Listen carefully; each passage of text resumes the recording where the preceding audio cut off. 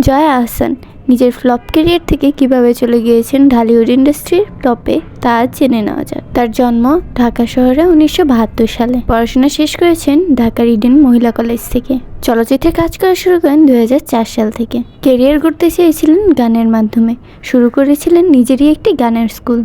এরপর কাজ করেছেন একজন সাংবাদিক হিসেবে। 1998 সালে বসেন বিয়ের পিঁড়িতে। বিয়ে করেন কাজী মুনায়েম ইসলাম ফয়সালকে। 2011 সালে তাদের মাঝে বনবন্তী না হওয়ার কারণে ভেঙে যায় তার সেই সংসারটি।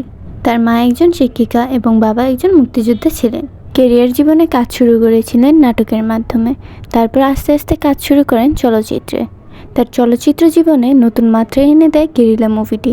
এতে তার অসাধারণ অভিনয়ের জন্য এপার ওপার দুইবার বাংলায় তিনি বেশ সুনাম কুড়িয়েছেন।